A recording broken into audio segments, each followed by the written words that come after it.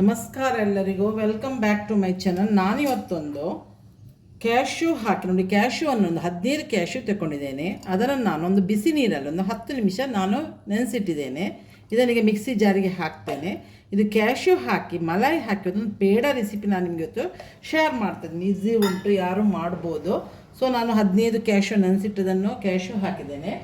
ಇಲ್ಲಿ ನಾನು 200 ಗ್ರಾಮ್ಸ್ನಷ್ಟು paneer cubes ಇದುಂಟಲ್ಲ, slice ತಗೊಂಡು, ಇದು 200 ಗ್ರಾಮ್ಸ್ ಪನ್ನೀರು. ಇದು ಮಾರ್ಕೆಟಿಂದ ಪನ್ನೀರ್, ಯಾವ ಪನ್ನೀರು ತಗೊಳ್ಬೋದು. ನೀವು ಮನೇಲಿ ಮಾಡಿದ ಪನ್ನೀರ್ ಇದೆ, ಅದನ್ನು ಯೂಸ್ ಮಾಡ್ಬೋದು. ಇದು ನಂದು ಮಿಲ್ಕಿ ಮಿಸ್ಟ್ನವ್ರದ್ದು ಪನ್ನೀರ್ ತಗೊಂಡಿದ್ದೇನೆ ನಾನು. ನಂದಿನಿ ತಗೊಳ್ಬೋದು, ಅಮೂಲ್ನವ್ರದ್ದು ತಗೊಳ್ಬೋದು. ಬಟ್ 200 ಗ್ರಾಮ್ಸ್ ಪನ್ನೀರಿಗೆ 15ರಿಂದ 16 ಕ್ಯಾಶ್ಯೂ. ಇಡೀ ಕ್ಯಾಶ್ಯೂವನ್ನು ಸ್ವಲ್ಪ ಹೊತ್ತೊಂದು 10 ನಿಮಿಷ ಬಿಸಿ ನೀರಲ್ಲಿ ನೀವು ನೆನೆಸಿಡಬೇಕು. ಇದನ್ನೆಲ್ಲ ತುಂಡು ತುಂಡು ಮಾಡಿ ಪನ್ನೀರನ್ನು ಹಾಕಿದೆ. ಇದಕ್ಕೆ ಅರ್ಧ ಕಪ್ಪಿನಷ್ಟು ನಾನು ಸಕ್ಕರೆ ಹಾಕಿದೆ. ಮತ್ತು ನಾನು ಇಲ್ಲಿ ಅರ್ಧ ಕಪ್ಪಿನಷ್ಟು ನಾನು ಇದಕ್ಕೆ ಪೇಸ್ಟ್ ಮಾಡಲಿಕ್ಕೆ ಹಾಲು ಹಾಕ್ತಾ ಇದ್ದೇನೆ. ಇದನ್ನೀಗ ನುಣ್ಣಗೆ ನಾನು ಪೇಸ್ಟ್ ಮಾಡಿ ತರ್ತೇನೆ. ನಾನೀಗ ಒಂದು ಗ್ಯಾಸ್ ಆನ್ ಮಾಡಿ ಸಿಮ್ಮಲ್ಲಿ ಒಂದು ಪ್ಯಾನ್ ಇಟ್ಟಿದ್ದೇನೆ. ಗ್ಯಾಸ್ ಸಿಮ್ಮಲ್ಲಿ ಉಂಟು, ಪ್ಯಾನ್ ಬಿಸಿ ಆಯಿತು. ಈಗ ಇದಕ್ಕೆ ನಾನು 1 ಟೇಬಲ್ ಸ್ಪೂನ್ ಗೀ ಹಾಕ್ತೇನೆ. ಈಗ ನಾನು ಮಿಕ್ಸಿಯಲ್ಲಿ ನುಣ್ಣಗೆ ಪೇಸ್ಟ್ ಮಾಡಿ ತಂದಿದ್ದೇನಲ್ಲ ನೋಡಿ, ಈಗ ನುಣ್ಣಗೆ ಪೇಸ್ಟ್ ಮಾಡಿ ಅದನ್ನು ಇದಕ್ಕೆ ಹಾಕ್ತೇನೆ. ಗ್ಯಾಸ್ ಮಾತ್ರ ಸಿಮ್ಮಲ್ಲಿ ಇರಬೇಕು, ಪೇಸ್ಟು ನುಣ್ಣಗೆ ಆಗಬೇಕು. ನೀವು ನೀರೇನು ಹಾಕಬೇಡಿ, ಮೆಜರ್ಮೆಂಟ್ ಕಂಪ್ಲೀಟ್ ನೋಡಿ. 200 ಗ್ರಾಮ್ಸ್ ಪನ್ನೀರು, ಅರ್ಧ ಕಪ್ ಶುಗರ್, ಅರ್ಧ ಕಪ್ ಹಾಲು ಮತ್ತು 15 ಇಡೀ ಕ್ಯಾಶ್ಯೂ. ಇದೀಗ ಚೆಂದ ಮಾಡಿ ನಾವು ಮಿಕ್ಸ್ ಮಾಡುವ. ಇದಕ್ಕೆ ನಾನು 1 ಕಪ್ಪಿನಷ್ಟು ಪೇಡ ಅಲ್ಲ, ಇದು ಮಿಲ್ಕ್ ಪೌಡರ್ ಹಾಕ್ತೇನೆ. ಇದನ್ನು ಚೆಂದ ಮಾಡಿ ಮಿಕ್ಸ್ ಮಾಡುವ. ಗ್ಯಾಸ್ ಮಾತ್ರ ಸಿಮ್ಮಲ್ಲಿ ಇಡೀನಿ. ಇದೆಲ್ಲ ಒಂದಕ್ಕೊಂದು ಮಿಕ್ಸ್ ಆಗಲಿ. ನಾನು ಇದಕ್ಕಿಂತ ಮೊದಲು ನಾನು ಧಾರವಾಡ ಪೇಡದ ರೆಸಿಪಿಯು ಶೇರ್ ಮಾಡಿದ್ದೇನೆ.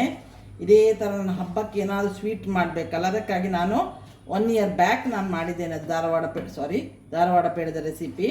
ಸೊ ಅದನ್ನು ನೀವು ನನ್ನ ಚಾನಲ್ನಲ್ಲಿ ಉಂಟು, ಬೇಕಿದ್ರೆ ನಾನು ಲಿಂಕ್ ಇದರಲ್ಲಿ ಕಳಿಸ್ತೇನೆ, ಅದನ್ನು ನೀವು ನೋಡ್ಬೋದು. ಈಗ ಚೆಂದ ಮಾಡಿ ಮಿಕ್ಸ್ ಮಾಡುವ. ಲಮ್ಸ್ ಇತ್ತಂತ ಏನು ಟೆನ್ಷನ್ ಮಾಡಬೇಡಿ, ಅದು ಕರಗ್ತಾ ಬರುವಾಗ, ಗಟ್ಟಿ ಆಗ್ತಾ ಬರುವಾಗ ಹೋಗ್ತಾ ಬರ್ತದೆ. ಚೆಂದ ಮಾಡಿ ಮಿಕ್ಸ್ ಮಾಡಿ ಇದನ್ನು ಸಿಮ್ಮಲ್ಲಿ ಗ್ಯಾಸನ್ನು ಗಟ್ಟಿ ಆಗೋವರೆಗೆ ನಾವು ಇದನ್ನು ಕೈ ಆಡಿಸ್ತಾ ಮುಗ್ತಾ ಇರಬೇಕು.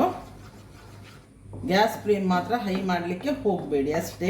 ಇಂಗ್ರೀಡಿಯೆಂಟ್ಸು ಕಡಿಮೆ ಉಂಟು, ಈಸಿ ಉಂಟು. ಇದು ಯಾವುದು ಡೌ ಫಾರ್ಮಿಗೆ ಬರಬೇಕು ನಮ್ಮದು ಈ ಪೇಡ. ಅಲ್ಲಿವರೆಗೆ ನಾವು ಇದನ್ನು ಮುಗಿಸ್ಬೇಕು. ಪೇಡ ಕಟ್ಟಲಿಕ್ಕೆ ನಿಮಗೆ ಗೊತ್ತುಂಟು ಹೇಗೆ ಬರ್ತದೆ ಅಂತ. ನೀವು ಯಾವ ಶೇಪಲ್ಲಿಯೂ ಪೇಡ ಕಟ್ಬೋದು.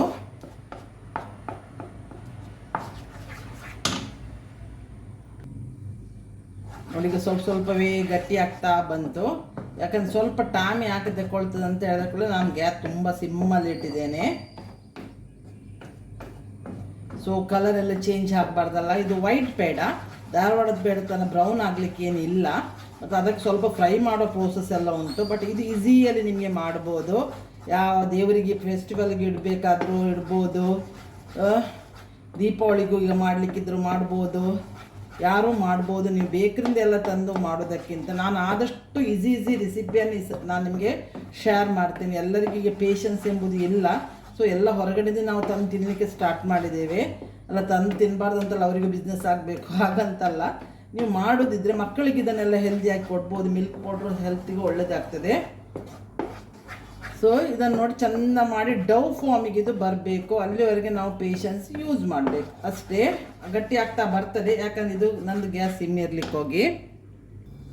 ಈಗ ನೋಡಿ, ಇದು ಗಟ್ಟಿ ಆಗ್ತಾ ಬಂತು. ಅದಿನ್ನು ಸ್ವಲ್ಪ ಗಟ್ಟಿ ಆಗಲಿಕ್ಕೆ ಉಂಟು. ಕಂಪ್ಲೀಟ್ ಇದು ಮುದ್ದೆ ಫಾರ್ಮಿಗೆ ಬರಬೇಕು.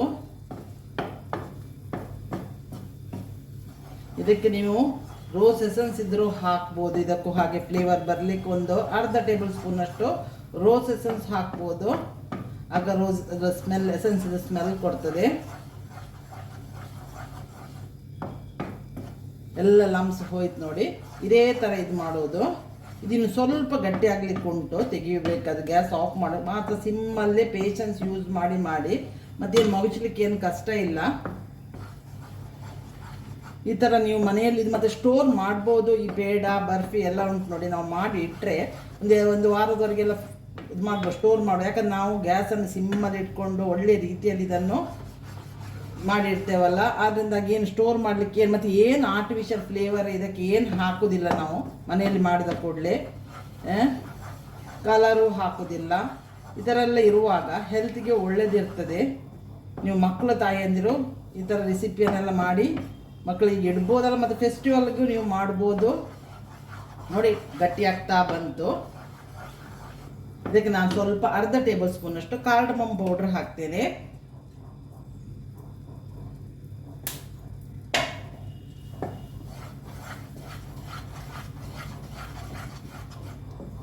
ಇನ್ನೂ ಸ್ವಲ್ಪ ಗಟ್ಟಿ ಆಗ್ಲಿಕ್ಕೆ ಉಂಟು